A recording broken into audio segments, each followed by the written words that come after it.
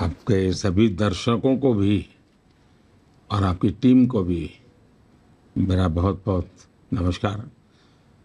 ये चुनाव हम राजनेताओं के लिए तो दौड़ धूप का होता है, लेकिन शायद मीडिया जगत में, इसमें भी टीवी मीडिया के लिए तो सबसे ज़्यादा दौड़ धूप का समय होता है।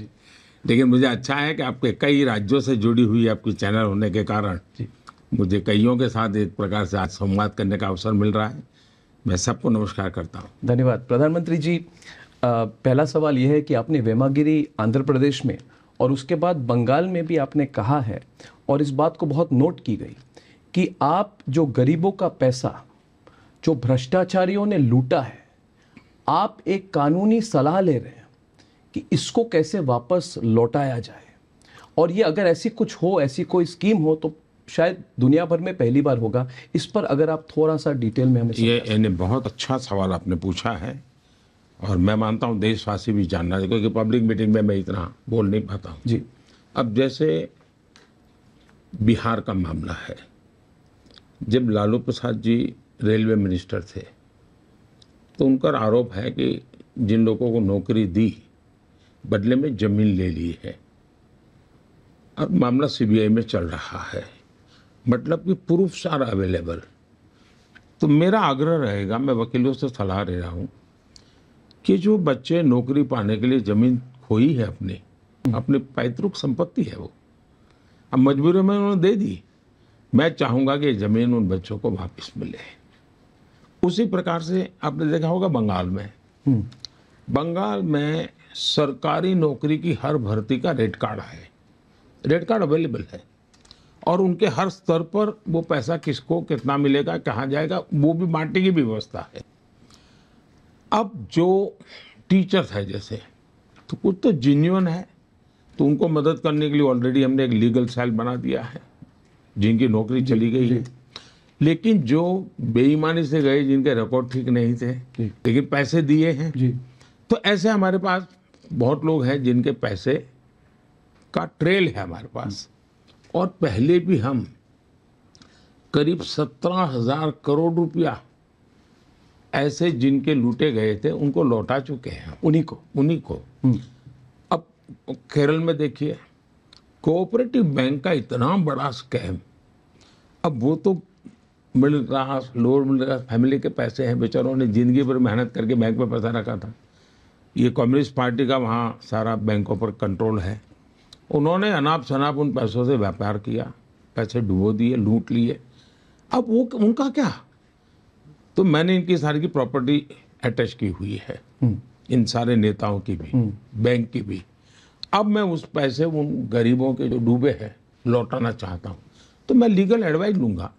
लेकिन ऐसे कई केसेस हैं जिसमें ट्रेल मिलता है कि हाँ, इस आदमी ने इस काम के लिए इनको पैसा दिया। तो विक्टिम जो है, अक्यूज्ड है, दोनों को जाना जाता है। हाँ, ट्रेल भी है, और इसलिए बड़ी आसानी से संभावना है। तो अब तक हम अलग अलग बाबत विषयों में 17,000 करोड़ रुपये, ये देश में नहीं दुनिया में भी शायद पहली घटना होगी, 17,000 करोड़ रुपये हम वापस दिए थे। और मैं तो चाहता हूँ कि मीडिया ने इसकी चर्चा नहीं की, वरना ये इतना बड़ा महत्वपूर्ण विषय है, सबसे बड़ा। क्योंकि चर्चा ये तो होती, चोरी होती है जो वो जेल चला गया, लेकिन गरीब का क्या, मैं गरीब को देना चाहता हूँ। नहीं, बहुत बड़ी सोच है। क्या आपको लगता है तीसरे कार्यकाल में आप ये कर पाएंगे राष्ट्रीय स्तर पर? ऐसा है, मैंने किया तो एक सक्सेस स्टोरी है जी, एक्सपीरियंस है, लेकिन हर चीज में लीगल एडवाइस लेनी पड़ती है। मैं हवा में गोली नहीं चला सकता, लेकिन 17,000 करोड़ रुपया देने के कारण मेरा विश्वास है कि मैं दे पाऊंगा। और दूसरा, हमारे पास यानी हमारी एजेंसीज के पास करीब 1.25 करोड़ रुपए के जमा पड़े हैं जी, लूटे हुए इनके जी। ये आप देखते होंगे टीवी पर, नोटों के पहाड़ मिल रहे हैं जी। ये किसी को तो है ना, और गरीब आदमी के ही होते हैं जी, मिडिल क्लास फैमिली के होते हैं, तो उनका हक है, उनको वापस मिले। प्रधानमंत्री जी, अगर आप ये कर पाएंगे तो दुनिया की पहली ऐसी स्कीम होगी, और ये बहुत नोट की जाएगी, और एक स्टैंडर्ड बन जाएगी, एग्जाम्पल बन जाएगी पूरे दुनिया के लिए, और एक डर का माहौल भी बन जाएगा कोई अगर भ्रष्टाचार करे तो हम तब कर सकते हैं जब हम पर कोई दाग नहीं होता है, हम खुद कहीं इस प्रकार में लिपटे नहीं होते। तब बड़ी हिम्मत के साथ हम जाते हैं तो सामान्य मानवी को विश्वास होता है यार मोदी कह रहा है तो जरूर कुछ करेगा। और मान लीजिए 10 में से उसको 8 पैसा मिला वापिस, तो भी इसको लगेगा ठीक है मेरा 2 पैसा नहीं ले पाए, ठीक है 8 लाने के लिए तो मोदी ने मेहनत की है। ये उसको मैसेज जाएगा जी। प्रधानमंत्री जी, भ्रष्टाचार से जुड़ा मेरा अगला सवाल है कि आप 2014 में आप जब सत्ता में आए तो आपने भ्रष्टाचार के खिलाफ जो आवाज़ उठाई थी, उसके बेसिस पर, आपकी लीडरशिप के बेसिस पर, आपके गुजरात के ट्रैक रिकॉर्ड पे बेसिस पर 10 साल हो गए प्रधानमंत्री जी, अब भी वो लड़ाई क्यों चल रही है? पहली बात, हम ख़त्म क्यों नहीं कर पाए इसको?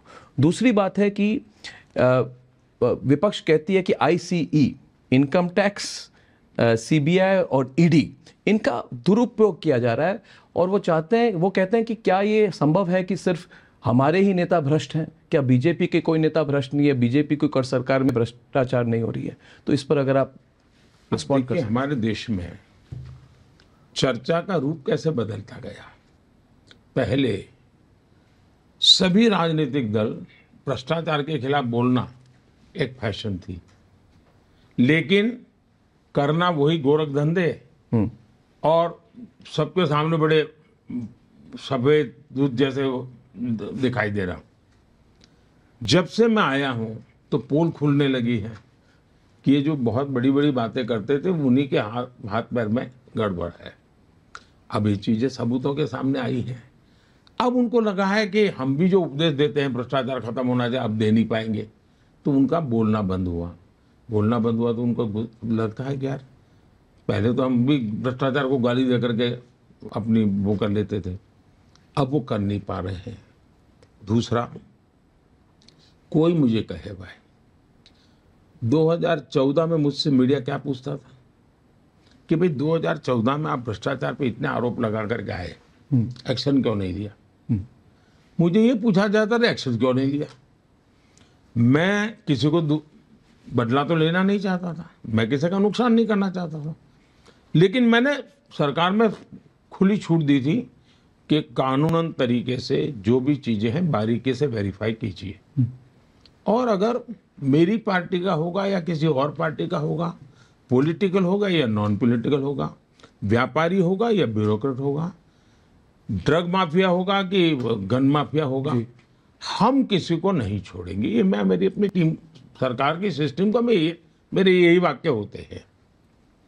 उन्होंने अपना काम शुरू किया और मुझे गालियां सुननी पड़ रही थी, बड़ी बड़ी बातें करते थे, कुछ नहीं निकाला नहीं। जैसे एक और मुख्यमंत्री है जो बहुत बड़ी बातें करते, शीला दीक्षित जी को कितनी गालियां दी थी, कितना बदनाम किया था। और मैं व्यक्तिगत रूप से शीला जी का बहुत सम्मान करने वाले व्यक्तियों में से हूँ, वो कांग्रेस के नेता थे, लेकिन उन पर जो आरोप लगाए और जीवन के आखिरी दिन में जिस प्रकार से उनको बदनाम किया गया, मैंने उनको देखा है निकट से। मैं ये बातें गले मेरे नहीं उतरती थी और इसलिए मैं सीरियस था कि भाई रियलिटी क्या है। और सरकार में आने के बाद मुझे सुविधा थी। हम धीरे धीरे करते देखे तो 17 में 18, 19 बाद में धीरे धीरे करके चीजें, अब जब 1.25 लाख करोड़ रुपया दिखता है आपको अटैच, आपको कैश के ढेर दिखते हैं, उसके बाद आप कैसे कह सकते हो कि ईडी सीबीआई गलत कर रही है? मान लीजिए पुलिस वाले ने किसी को खून से रंगे हुए चाकू के साथ पकड़ा, फिर आप कहेंगे कि ये पुलिस गलत है, गलत आदमी को पकड़ा है, कैसे गले उतरेगा जी? देश देख रहा है जी। और इसलिए मैं मानता हूं, दूसरा मेरा अपना ट्रैक रिकॉर्ड जी, इतने साल में रहा। आपको याद हो मेरे यहाँ अमर सिंह चौधरी लीडर तो अपोजिशन थे, जी, उनका ऑफिशियल बयान था कि भाई मोदी जी पर हम बाकी सब करेंगे, लेकिन हम उन पर भ्रष्टाचार का कोई आरोप नहीं लगा सकते। ये लीडर तो अपोजिशन का, और वो एक बार मुख्यमंत्री रह चुके व्यक्ति थे, वो सामान्य व्यक्ति नहीं थे। उन्होंने ये कहा था कि भाई मोदी जी पर ऐसी बात नहीं कर सकते, उनकी सरकार पर भी नहीं कर सकते, ये उनका बयान था। एक बार गुजरात कांग्रेस के नेताओं ने मुझ पर आरोप लगाया कि मोदी के पास 250 पैर कपड़े हैं। तो उसी दिन मेरी एक पब्लिक मीटिंग थी तो मैं पब्लिक मीटिंग में मैंने बोला, मैंने कहा मेरा सुना है कि हमारे कांग्रेस के मित्रों ने मुझ पर आरोप लगाया है कि मेरे पास 250 पैर कपड़े हैं। मैंने कहा उसमें या तो 2 गलत है या 5 गलत है।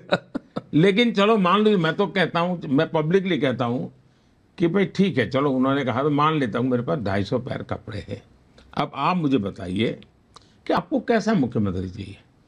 जिसके दामाद के पास 250 एकड़ लोगों की दबाई हुई जमीन है, वो मुख्यमंत्री चाहिए, कि 250 पैर कपड़े वाला चाहिए? आपको 250 करोड़ रुपया विदेशी बैंक में जमा